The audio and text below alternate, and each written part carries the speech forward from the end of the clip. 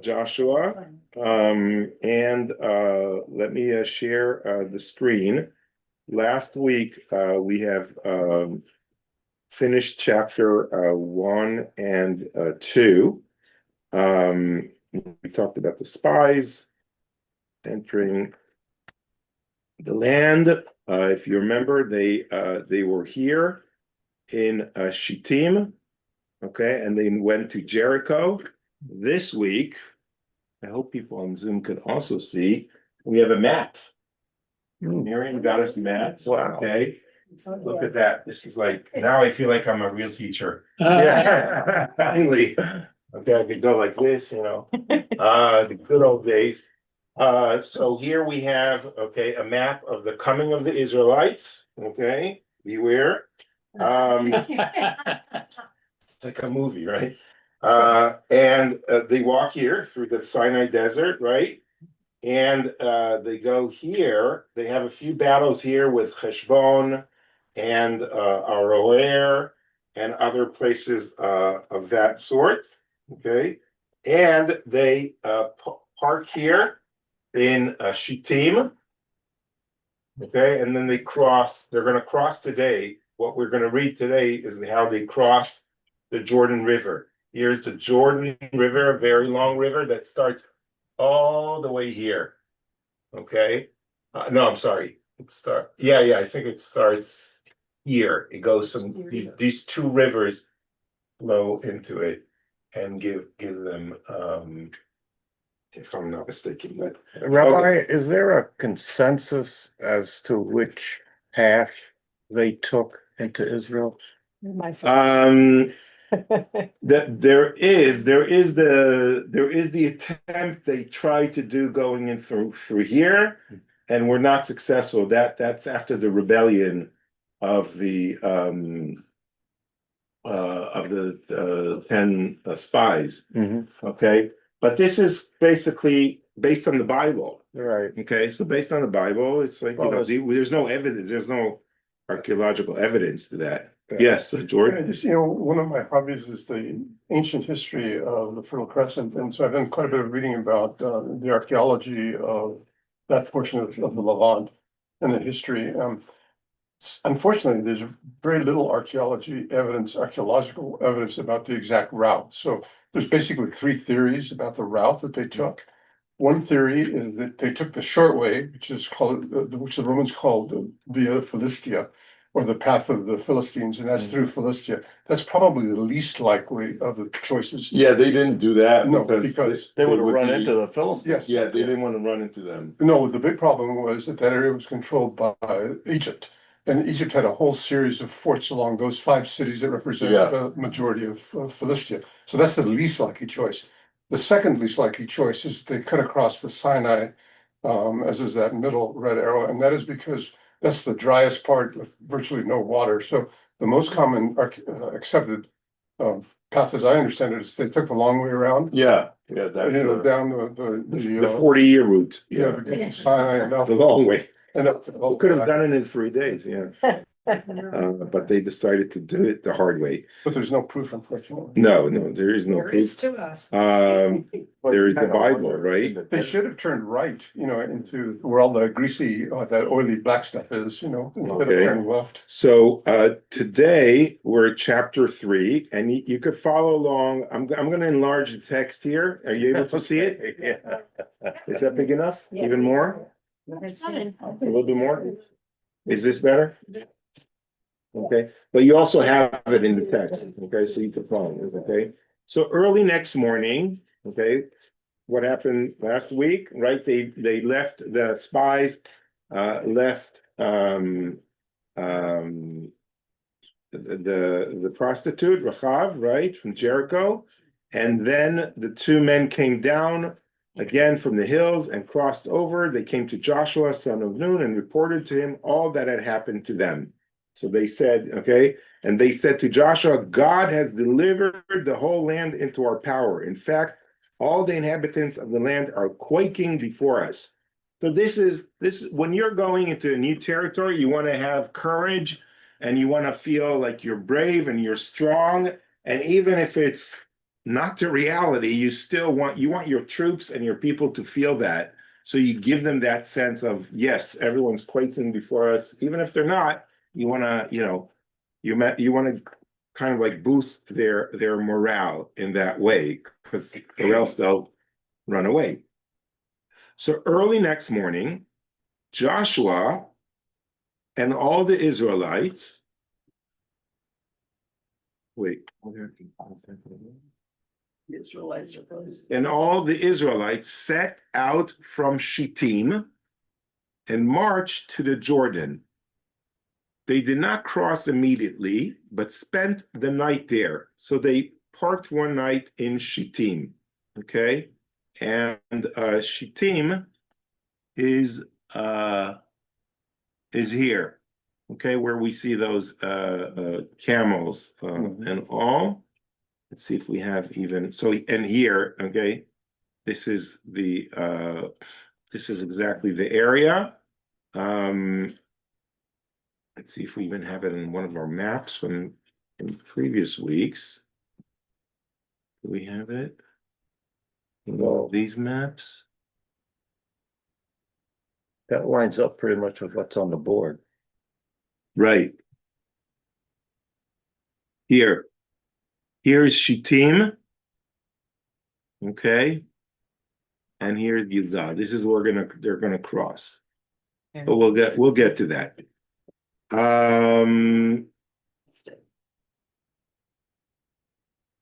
Okay, going back. So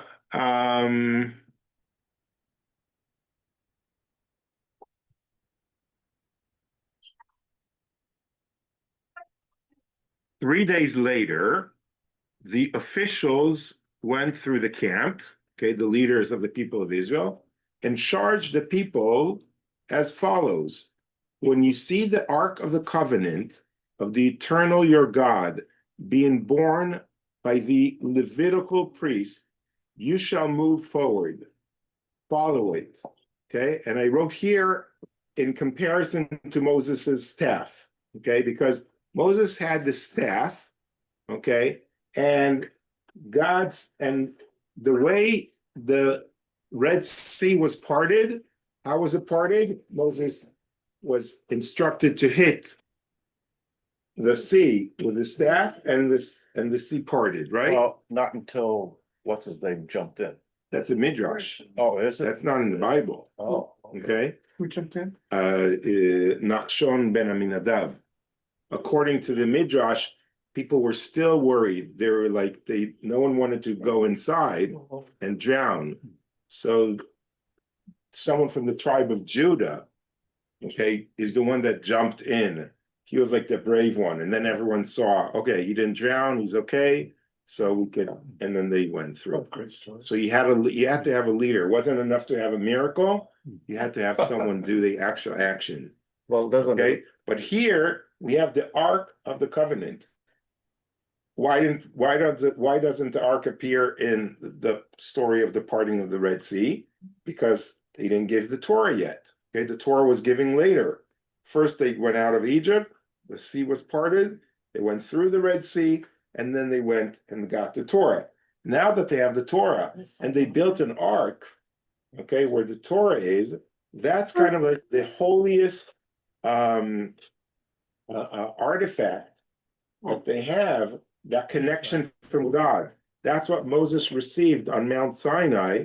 The words of God are stored in the Ark of the Covenant, and this is the thing they're protecting the most. This is like their holiest of holiest artifacts, and the Levitical priests, there are the ones that are holding it. But it says on verse 4, but keep a distance of some 2,000 cubits, okay, from it, never coming any closer to it, so that you may know by what route to march, since it is a road you have not traveled before. Okay, so you have to keep a distance from the ark. Can't be near the ark too much. we have stories of people that got too close to the ark, and what happened to them? They die. They died, okay? The ark kind of like radiates something. You have to be qualified to be near the ark, and it's not permissible to touch the ark. Okay? Anyone being that touches the ark dies. If you've seen the Raiders of the Lost Ark, okay? True It's like story. I didn't, we don't need the Bible to tell us that, right? We saw it in the Harrison Ford Well, movie, but- right? The Levites were given charge to set up and take down the ark because they. Yeah, but they never touched it. Okay, apparently. They always had ways of lifting it without touching it. And why the distance of 2,000 cubits is amma. Okay, that's like from here to here, so it's like half a meter. So maybe it's like around 1,000 meters that you have to keep your distance from the ark. That's quite a distance. And that measurement of 2,000 cubits is used afterwards for kind of like the distance one can carry something on Shabbat without violating the Shabbat. Okay. Mhm. So it's used afterward later on for that same Yeah, I amount. always wondered how they came up with when they Yeah. lay out the rope. Or whatever. So it comes exactly from this, okay? And then Joshua said to the people, purify yourselves, for tomorrow God will perform wonders in your midst. So we have kind of like the equivocal of the giving of the Torah. This whole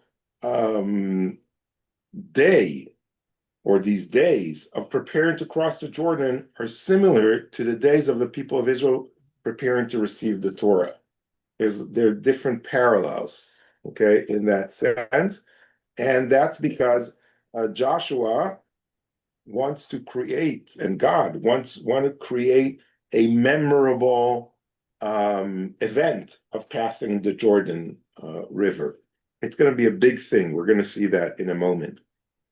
Did the admonition include Joshua and his and the priests behind him? 2,000 cubits. That's a good. No, I don't think so. Well, It's sort of like to prevent you. Like if you get too close, you could still be there, but then you might get closer and closer. So it's sort of like put a fence to it. by this time, had not most of the people who occupied that area heard about the Israelites coming? We're going to see that in a moment. Okay, that's a good question. Then Joshua ordered the priest, take up the Ark of the Covenant and advance to the head of the people. And they took up the Ark of the Covenant and marched at the head of the people. God said to Joshua, this day, for the first time, I will exalt you in the sight of all Israel, so that they shall know that I will be with you as I was with Moses. Okay, so everything God told to Joshua until now was in a private setting. Okay, he said, I'll be with you, don't worry, don't be afraid, I'll always be with you. But now he's going to make it public, so everyone in Israel is going to know that, Joshua is a new guy on the block. Okay, for your part, command the priests who carry the Ark of the Covenant as follows. When you reach the edge of the waters of the Jordan, make a halt in the Jordan. Okay, so this is interesting. It's the crossing of the Jordan River is not just crossing and that's it. There's going to be a whole ceremony going on, and the ceremony is important to understand. We're going to try to understand why is it important that you're crossing a river, you're crossing into Israel. Why is it like so important? So there are different roadblocks in this passage that will be important. One of them is the first one is as you reach the edge of the waters, halt. Okay. And Joshua said to the Israelites, come closer and listen to the words of the eternal your God.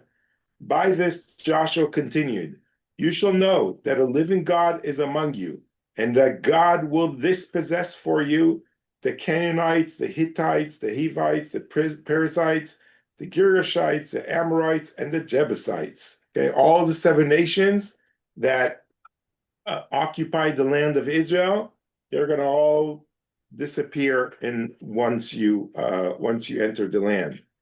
The Ark of the Covenant of the Sovereign of all the earth is advancing before you into the Jordan. Okay, so this is also very symbolic. It's not just you going, you're going in sort of like in the name of God, with the Torah, with the Ark, leading the way in that sense. Okay, so you have like something very tangible that is not just the warriors, right? Usually, isn't it like similar as that people walk with a flag, right, into the war zone?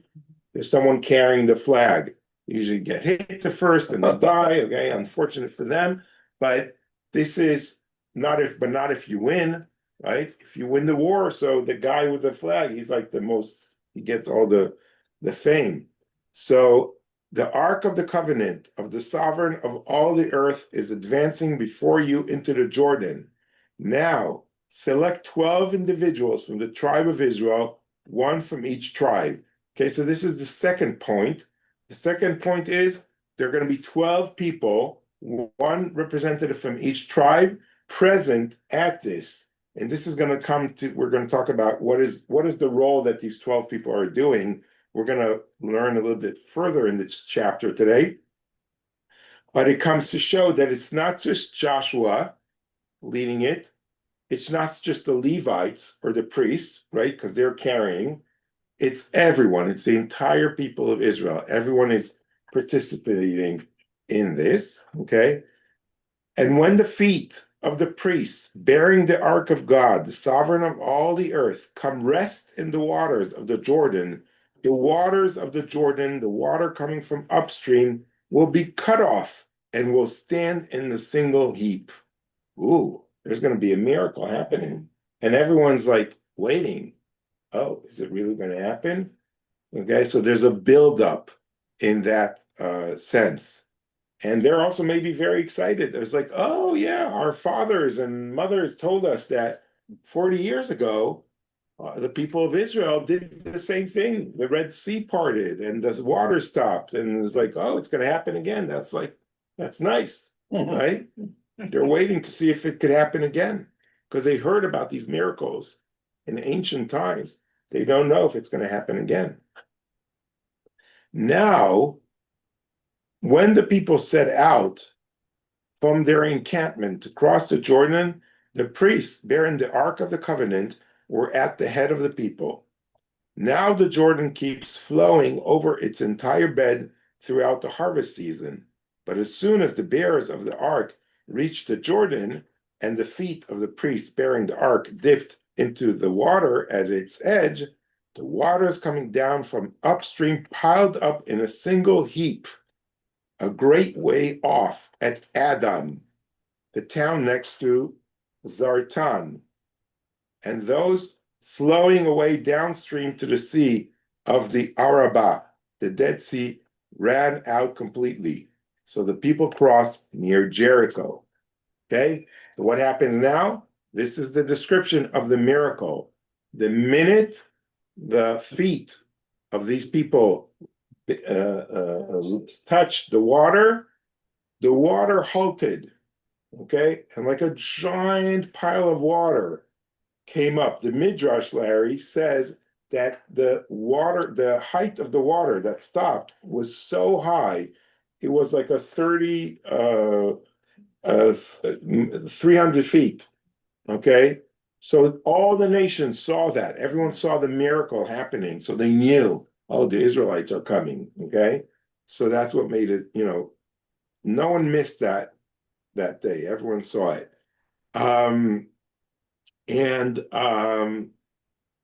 Also in verse 15, right, it's telling us that now the Jordan keeps flowing over its entire bed throughout the harvest season. This is the harvest season, okay? So it's a time that, like Shavuot, right? So it's after the winter. There's a lot of water flowing, okay? So, actually, we know it's like the time of Nisan, okay, which is right at the beginning of the spring. Okay, so the end of the winter. So it makes sense that the river will be flowing. So it also makes the miracle much greater, okay? And it happened near Adam, okay? I want to just show you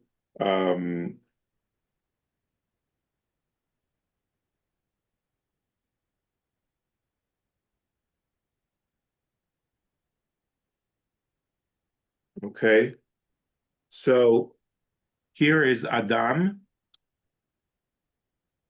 Where's our okay. Here's Adam, and this is Shittim. This is where they crossed. That's a very long way. Yeah. Okay. This is Route 90. Okay. This is where they were. And no, not good. That's why we have this map. Okay. There. Here's Adam. Okay, here's Zaratan. Okay. And this is Shittim right here. Okay.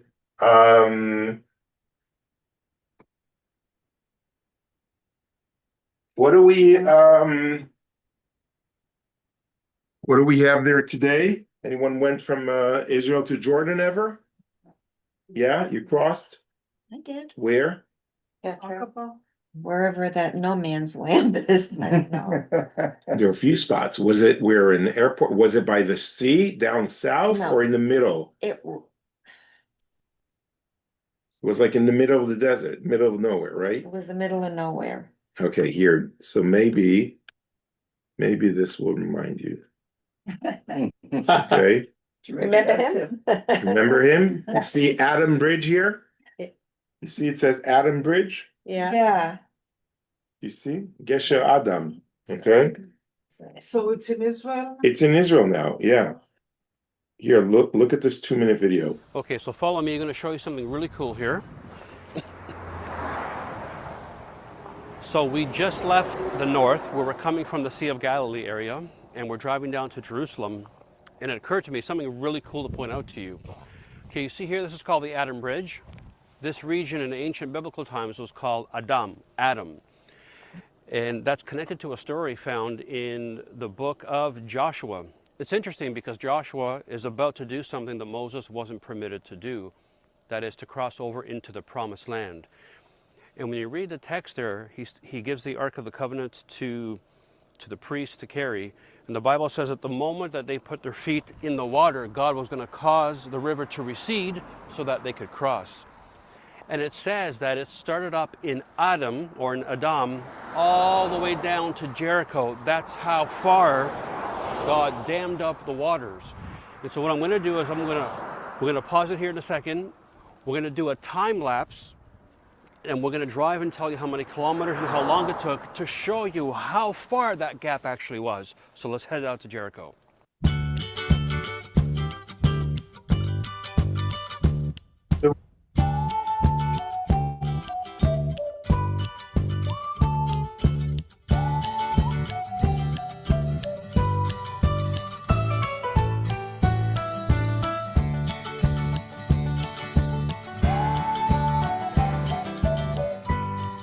The border. Okay, so we've just arrived on the outskirts of Jericho. Through the magic of editing, it looks like we just got here. But it was, what, 25 kilometers and about 30-minute drive. You saw it real quick in a time lapse. And so, like I said, 30-minute drive, 25 kilometers from Adam. Okay, so that's how much the water stopped. Okay, Jericho is on the right side. On the left side would be the Jordan River, and then Jordan, the country. What's the name of this road? Road 90, Vishtishim, yeah. What's that? language in the middle, just above the English Jericho? Arabic. That is Arabic. Every sign in Israel, Is in both? in the apartheid state Israel, okay, has to have English, Arabic, and Hebrew. Hebrew. Yeah. Okay, and then people say it's an apartheid state. Can you believe that? Like how ridiculous it is? The scripture says, from Adam to Jericho, God paused the waters of the Jordan River way back there so it could dry off in order for them to cross. And I've always wanted to do this. I've always wanted to stop, but we're always on a bus. I don't have a chance to do it. And I just wanted to say, the geography really helps you to understand the story sometimes. You know, in one verse, Jesus will be in the Sea of Galilee. Next verse, he's in Jerusalem. Hang on a second. That's 5-6 day journey. So when you're here, the land, the geography, it gives you perspective on how far things are. So that's why I always want to encourage people, come and see the land for yourself, because even understanding the geography and the landscape, it helps you to better understand the scriptures. He's really a nice guy. I mean, I don't know this tour guide, but I found his video. So I decided to show it to you. Did the rivers flood similarly to the Nile at this time of year? Oh, I don't know. Not from Israel. Not from Israel. Mm. Okay. So to end this chapter, the priests who bore the Ark of God's covenant stood on dry land exactly in the middle of the Jordan, while all Israel crossed over on dry land until the entire nation had finished crossing the Jordan. Look what happens here. The Ark is at the beginning of the crossing, but it doesn't go forward. It doesn't lead the camp. The people of Israel all are crossing, and then the Ark is going to join. Well, it's the army, right? We're moving to. It's the army of The Israel. army, It's right? not the men and women, the women and children. Yeah. Does it say? No, I don't know. Entire That's a good question. It says the entire nation. I think that's a good question. I think it's the entire nation. Let's add one more chapter today, because this is gonna, we can't really stop with chapter 3. So let's continue with chapter 4 today. When the entire nation had finished crossing the Jordan, God said to Joshua, select 12 individuals from among the people, one from each tribe, and instruct them as follows. Pick up 12 stones from the spot exactly in the middle of the Jordan, where the priest's feet are standing. Take them along with you and deposit them in the place where you will spend the night. That is weird instruction, right? It's like, why 12? Okay, we can understand 12 tribes, a tribe representing for each stone, but why from the middle of the river? Maybe that's to symbolize the miracle that happened there. And take them and place them with you. So these strong men, I assume, need to do this now. And deposit them where you will spend the night. Joshua summoned the 12 men whom he had designated among the Israelites, one from each tribe. And Joshua said to them, walk up to the ark of the eternal your God in the middle of the Jordan, and each of you lift a stone onto his shoulder, okay, corresponding to the number of the tribes of Israel. They had to be strong people. Okay, this is like the Olympics. Now they have to, take it and lift it. Okay, and why? Now we also have a reason. The Bible gives us a reason. This shall serve as a symbol among you in time to come, when your children ask, what is the meaning of these stones for you?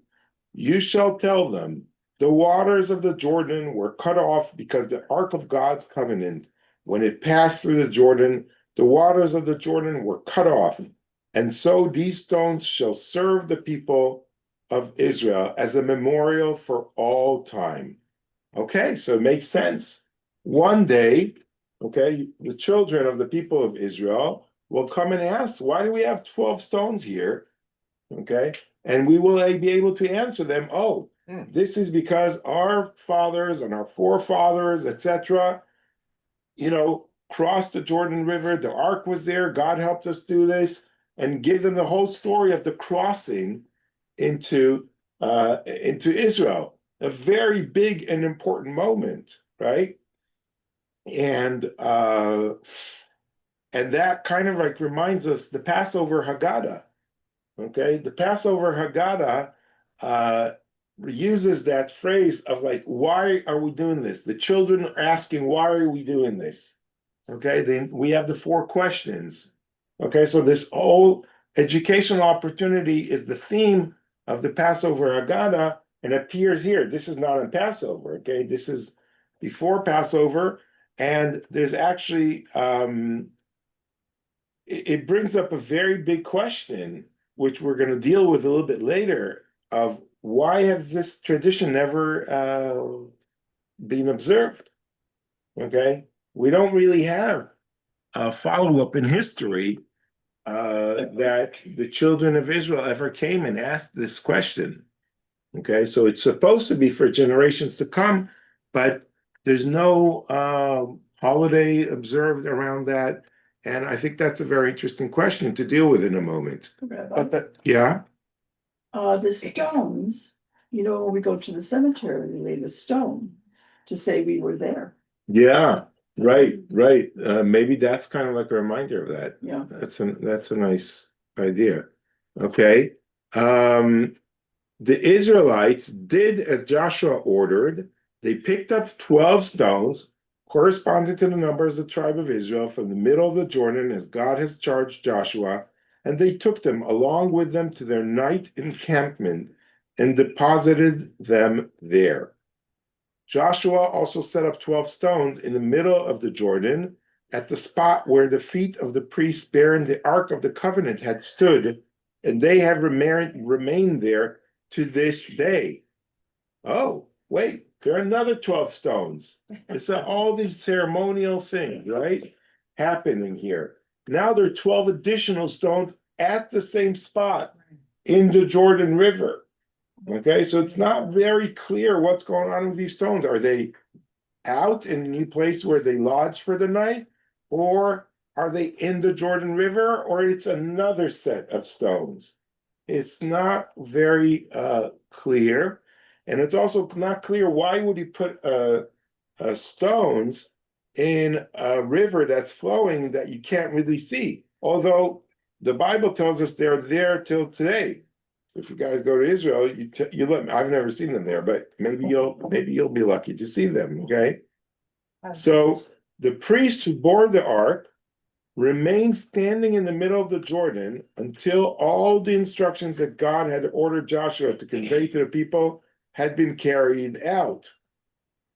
And so the people speedily crossed over, just as Moses had assured Joshua in his charge to him. When all the people finished crossing, the ark of God and the priests advanced to the head of the people. Okay, so all of this is happening, and now when everyone finished crossing, now the ark left and crossed again with the priest, and they also are out. And now there's like a side note on verse 12. The Reubenites, the Gadites, and the half tribe of Manasseh went across armed in the van of the Israelites, as Moses has charged them. Okay, about 40,000 shock troops went across at God's behest to the steps of Jericho for battle. So that was just the army, the women and children of those tribes stayed back. Right, they stayed back in their areas here. Okay, this is the east part of the Jordan River, where for the tribes of Gad, Reuben, and half of Manasseh. The one half of Manasseh is here, and the other half of Manasseh is here in the west bank of the Jordan River. Okay, what we call today the West Bank, but they're all crossing here. So this is 40,000 troops, maybe from them that have crossed here. Maybe what Jerry was referring to, that they are kind of like leading the charge. Okay. And then everyone else is following them. I would assume. And they're getting ready for the battle in Jericho. Okay. On that day, what? I was gonna say, I would assume that that number of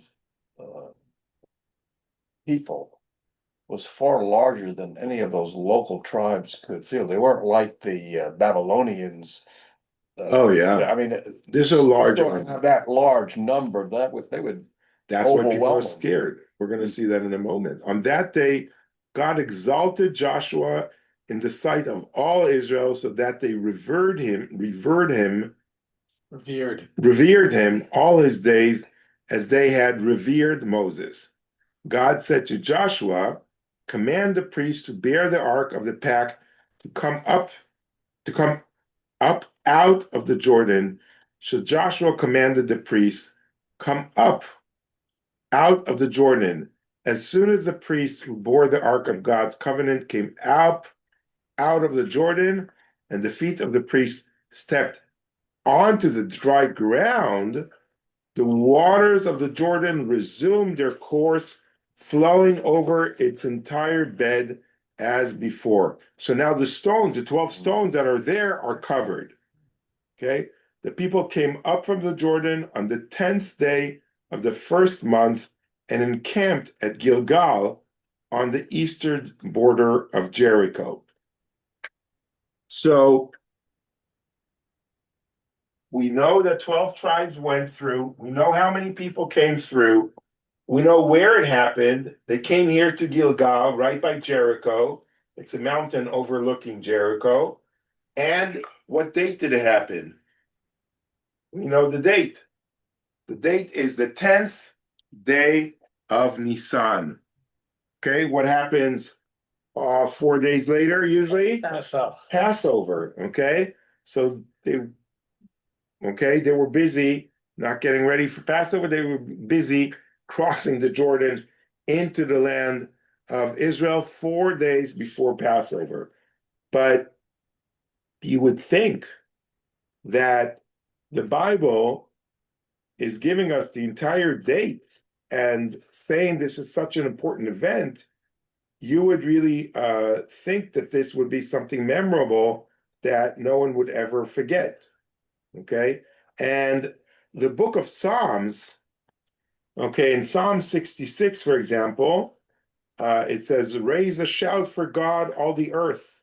All the earth bows to you and sings hymns to you. All sing hymns to your name, Selah, God. Come and see the works of God, who is held in awe by men for his act. He turned the sea into dry land. What sea? The Red Sea. They crossed the river on foot. What river? The Jordan River. Okay? We therefore rejoice in him. So the miracle of crossing the Red Sea is equivalent to the miracle of crossing the Jordan, or the other way around. Okay? So it's mentioned in that way that these are both miracles of the same magnitude. In Psalm 114, when Israel went forth from Egypt, the house of Jacob from a people of strange speech, the sea saw them and fled. Jordan ran backward. What does that mean? The sea fled because it parted, and the Jordan River, the waters went backwards and didn't drown the people of Israel. Mountains skipped like rams, hills like sheep. What alarm do you host see that you fled? Jordan, that you ran backward. Okay, so it's the people of Israel coming through. It's like a big event in history. There are a few sources I wanted to bring in that regard. Okay, but we'll go back to them in a moment. Here you have an interesting photo, interesting artwork from the 19th century, crossing the Jordan, a woodcut. Okay, so you see kind of like the priest here carrying the ark, the people of Israel, the army leading them, and they're going, and maybe in the background is, I don't know, Jericho or something like that. Okay, and here's another painting. This is from the 17th century.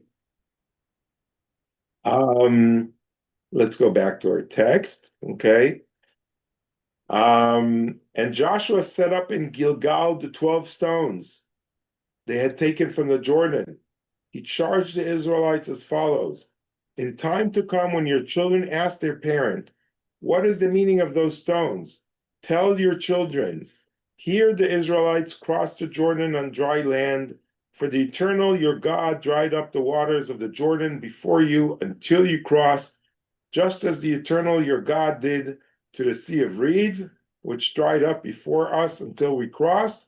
Thus all the peoples of the earth shall know how mighty is God's hand, and you shall fear the Eternal your God always. Okay? And then I'll just read the first verse of chapter 5. When all the kings of the Amorites on the western side of the Jordan and all the kings of the Canaanites near the sea heard how God had dried up the waters of the Jordan for the sake of the Israelites until they crossed over, they lost heart, and no spirit was left in them because of the Israelites. So everyone heard about the crossing of the Israelites of the Jordan, how the water stopped and dried up, and that miracle of all of them crossing the sea was a big deal. It was on the news for days and days, okay? And everyone kind of like, wow, how did it happen? And scientists tried to figure it out. And helicopters came and show, and tour guides, and then it became, right? It became a very big deal. But I have one simple question. If we know the date of when it happened, and we have the 12 stones to mark that event, and all the nations talked about this, why isn't the 10th of Nisan a national holiday? Why isn't it a special holiday on the Jewish calendar, right? You could say it's not in the Torah, but there are other things that are not in the Torah, like Hanukkah or Purim, okay? That Purim happened on a certain date and we celebrate Purim, right? Hanukkah happened on a certain date and we celebrate that date. Wouldn't you think that crossing into the land of Israel would be like such an important thing that you would have a special commemoration and celebration? So I tried to figure that out, okay? And I found no materials about it. So let's, So George's gonna answer it, No, yeah, I have a theory, okay. because it's a bit, it's could be construed as being intrusive. Are there other warlike or invasions or the warlike events in the history of Israel, the more recent history, that have holidays? Well, Like winning over the Maccabees, No, I mean, more recently. more You recent. had the Oh, no, no, 6 Day but- War. No, is there, is No, there- but is but there a I'm talking holiday like in yeah, there's a holiday for but- their unification of the there? So much for Jerusalem. that point. Independence Day, right? Yeah. So every country, America celebrates their Independence Day when they won the war, right? So No. I couldn't find an answer, so I asked ChatGPT. Was that orthodox? And you know what they said? They said, that's a deep and thoughtful question.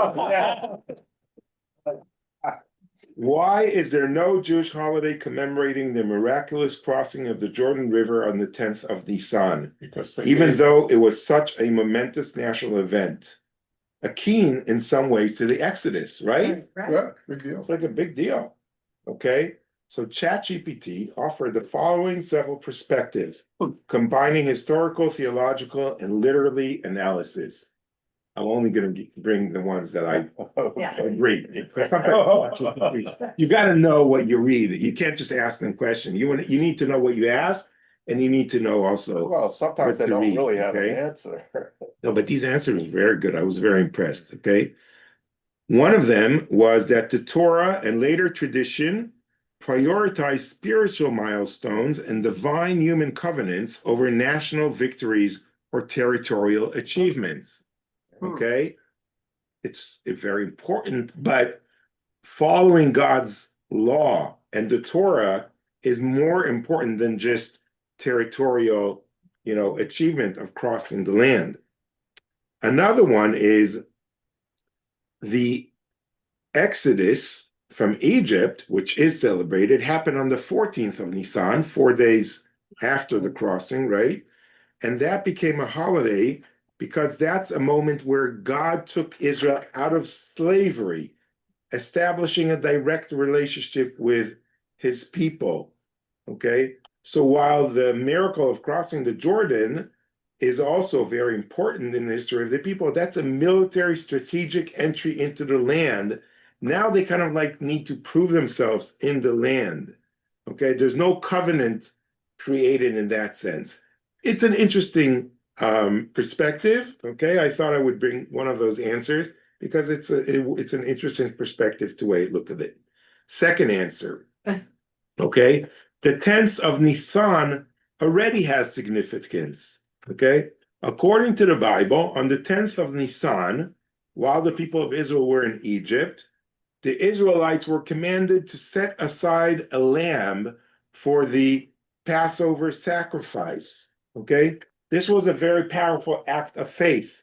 If you took the Passover sacrifice and slaughter it, you then have to put the blood on your doorposts, okay, where we put the mezuzah today, to prove your covenant with God, okay, and therefore that date is kind of like taken for that. The people of Israel are already familiar with that date.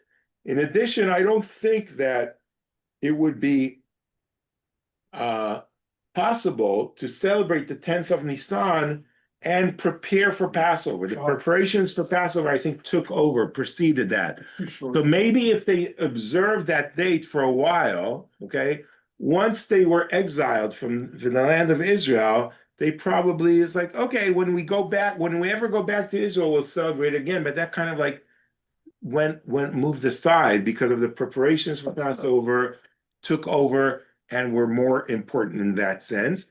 And I think also in the sense, like just like the first answer, to glorify the war of conquering the land or taking over the piece of land, while very important, is not, it's not something to celebrate. It's more about what do you do in the land? Okay, how do you spiritually live in the land of Israel? Because God repeatedly says to the people of Israel, if you do not follow my commands, if you do not behave in a moral way, I will kick you out of the land. And he does that later on, okay? So the rabbis don't want to glorify just being in the land. That's not the goal in that sense. Okay, interesting perspective, right?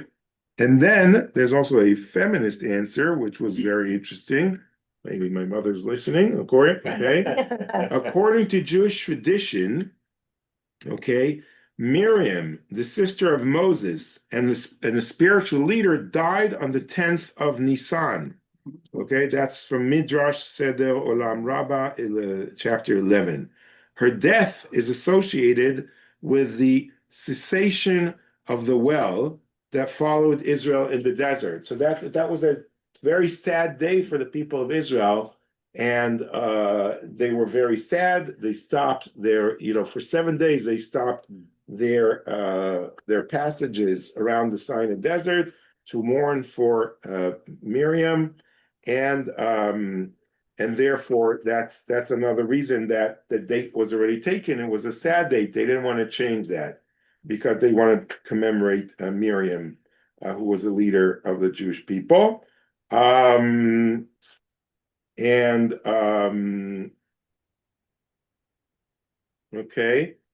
And the last answer that I thought was also interesting is that there was no full national redemption yet. The people of Israel crossed into Israel, but that was just the beginning. They haven't conquered Jericho, they haven't conquered the Ai or any of these places. So that's a nice beginning, okay, but it's just the beginning of something. It's not like the main event yet, okay? And also that the land is the Holy Land, but not necessarily the event. We kind of like mentioned something like that. Okay, so I thought those were like interesting answers. Thank you, Chat GPT, for helping us out today. But it really brings up a very strong question of why is there no commemoration of a date that's mentioned in the Bible, a very important date. Okay, so we could still contemplate about that in the future. What else is very important in this site? Okay, this site is also very important in Christianity, right? Why is it very important in Christianity? This was supposed to pass. Or something? Okay, in I think it's in Paul 4, okay, if I'm not mistaken. Okay, there's a man by John the Baptist. Okay, heard of that guy? Yeah. Okay, John the Baptist, at the time of Jesus, baptizes people into Jordan River. Okay, mistakenly, a lot of people think that's here around the Sea of Galilee, the meeting of the Sea of Galilee here with the Jordan River. Okay, a lot of people think that it's kind of like here. Okay, but archaeology, and it says that John the Baptist was actually doing it here, and Jesus meets him here, and he baptizes Jesus here. Okay, so Jesus becomes Jesus here at the place where the people of Israel cross the Jordan River. And I don't think it's by coincidence that the New Testament chooses that site, because they want to connect the miracle of the Jordan River with Jesus and his resurrection, etc., and connect the two. Okay, let's see a short.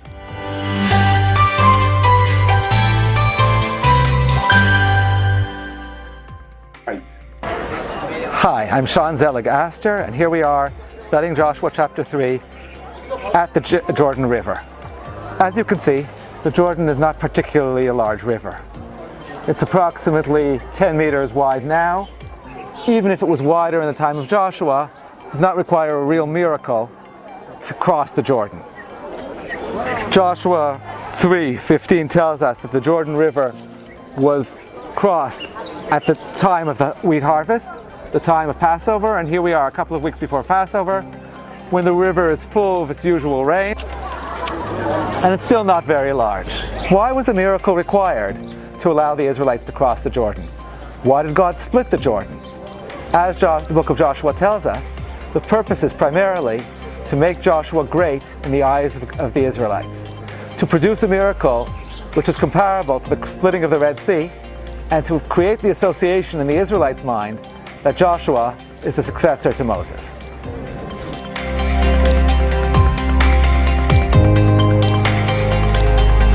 Miracle which is comparable to the splitting of the Red Sea, to produce a miracle. So you see the building here behind this guy? Okay, that's a Byzantine church. Okay, and it's located in this area, in this site, which is called Kasser El Yahud.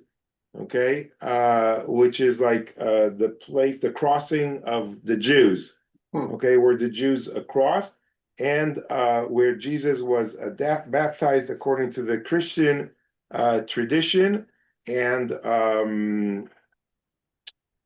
wanted to show you, I didn't bring that movie, but okay, but I just wanted you to know that it has great importance for in Christianity as well. And if you actually Google later on crossing of the Jordan River, you will see a lot of films of how people baptized in this site, which is very interesting. Okay. And did they call it baptism then, or was it just mikvah? I mean, what did they really at that point in time? Was it really? Yeah, I'm not an expert on Christianity. I don't remember why John the Baptist did that to people, but I think it was like to renew their vows with God. Okay. They were like creating a new covenant. Okay, a new testament with God. There's like the Old Testament and now that we're creating like a new covenant. That was like their point, I think.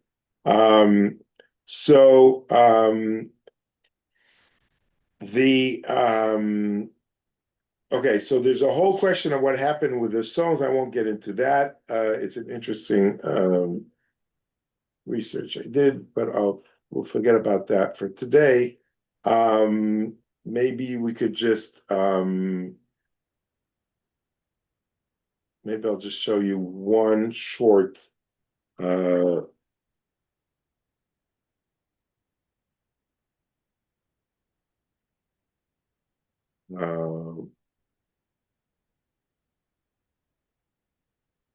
see if one of this come up. Okay.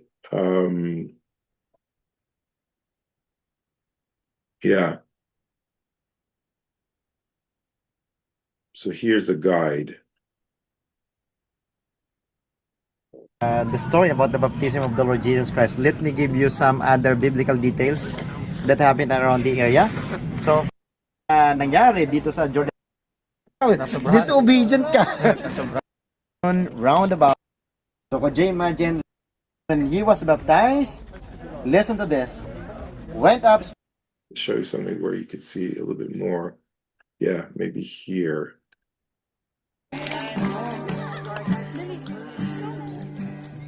The affirmation.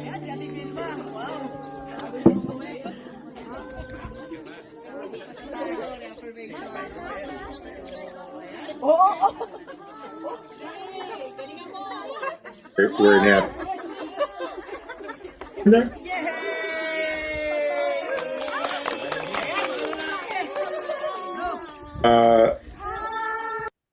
Okay, so they're singing and they're happy, and that was just an interesting way to see how these sites that are considered holy for different religions, and one comes and takes over, and it's also a site that's holy for the Muslims. I understand. Yeah, so.